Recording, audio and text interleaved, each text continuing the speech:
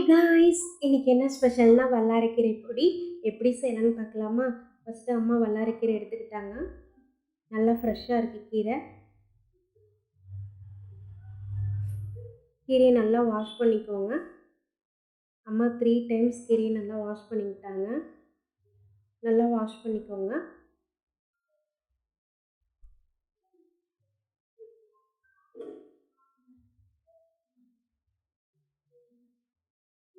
Wash பண்ண கீரையை இன்னொரு பாத்திரத்தில் நம்ம மாற்றிக்கலாம்.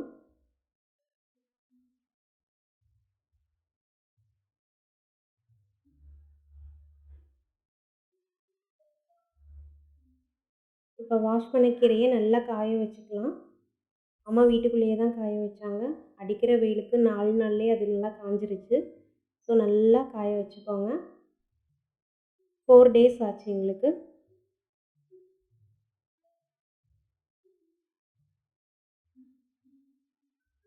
இப்போ நம்ம பொடிக்கு அரைக்க தேவையான பொருட்கள்: உளுந்தம்பருப்பு, கடலைப்பருப்பு, பெருங்காயத்தூள், வரமிளகா. காய வச்ச வல்லாரைக்கீரை நல்லா காஞ்சிருச்சு. இப்போ அந்த வல்லாரைக்கீரையை கட் பண்ணிக்கலாம். அப்போ தான் மிக்சியில் அரையும் நம்மளுக்கு. ஸோ அம்மா நல்லா கட் பண்ணிக்கிட்டாங்க. இப்போ ஒரு கடாயில் நல்லா கீரையை வறுத்து எடுக்கிறாங்க அம்மா. அடுப்பை மீடியம்லேயே வச்சு நல்லா வறுத்துக்கோங்க.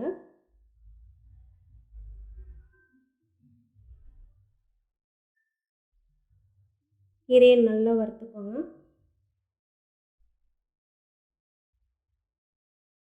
கீரை நல்லா வதங்கிருச்சு.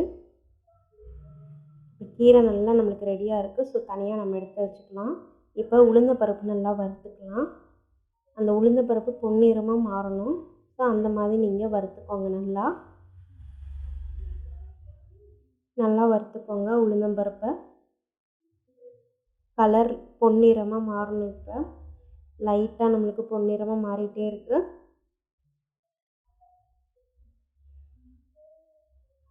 உளுந்தம்பருப்பு நல்லா பொன்னிறமாக வறுத்துட்டோம். இப்போ நம்ம கடலைப்பருப்பு வறுத்துக்கலாம். ஃபஸ்ட்டு உளுந்தம்பருப்பு, நெக்ஸ்ட்டு கடலைப்பருப்பு.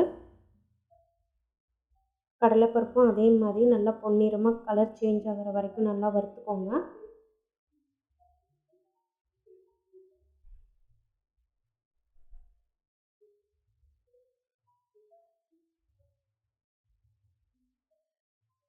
நல்லா கடலைப்பருப்பு சேஞ்ச் ஆயிடுச்சு. ஸோ இப்போ நம்ம உப்பு சேர்த்துக்கலாம்.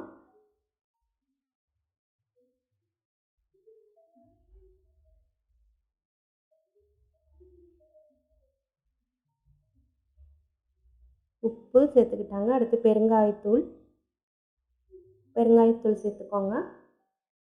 இப்போ எல்லாம் இதெல்லாம் வறுத்துக்கலாம். இப்போ வரமிளகா நல்லா வறுத்துக்கோங்க. கலர் சேஞ்ச் ஆகணும். ஃபஸ்ட்டு வல்லாரைக்கீரை, நெக்ஸ்ட்டு உளுந்தம்பருப்பு, நெக்ஸ்ட்டு கடலைப்பருப்போட உப்பு, பெருங்காயத்தூள் ஆட் பண்ணி வறுத்துக்கிட்டாங்க. நெக்ஸ்ட்டு வரமிளகாவை நல்லா வறுத்துக்கோங்க.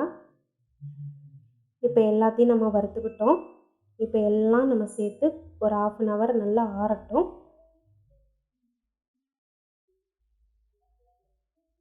ஸ்மெல்லே சூப்பராக இருந்தது.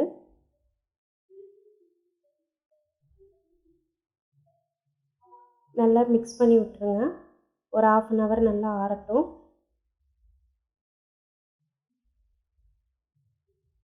குழந்தைங்களுக்கு கீரையே சாப்பிட மாட்டாங்க. இப்படி செஞ்சு கொடுங்க. குழந்தைங்க நல்லா சாப்பிடுவாங்க. நீங்கள் தோசையோடு சேர்த்துக்கலாம். இட்லி பொடிக்கு பதிலாக வல்லாரைக்கீரை பொடி யூஸ் பண்ணி அவங்களுக்கு கொடுக்கலாம். இப்போ நல்லா ஆறிடுச்சு. ஸோ இப்போ நம்ம மிக்ஸி ஜாரில் போட்டு அரைச்சி எடுத்துக்கலாம். இந்த மாதிரி செஞ்சு கொடுங்களேன், குழந்தைங்க விரும்பி சாப்பிடுவாங்க. பொடி நல்லா ரெடி ஆயிடுச்சு. ரொம்ப நைஸாக அரைக்க வேண்டாம். லைட்டாக இட்லி பொடி லெவலுக்கு அரைச்சிக்கோங்க. இப்போ நம்மளுக்கு வல்லாரைக்கீரை பொடி ரெடி ஆயிடுச்சு.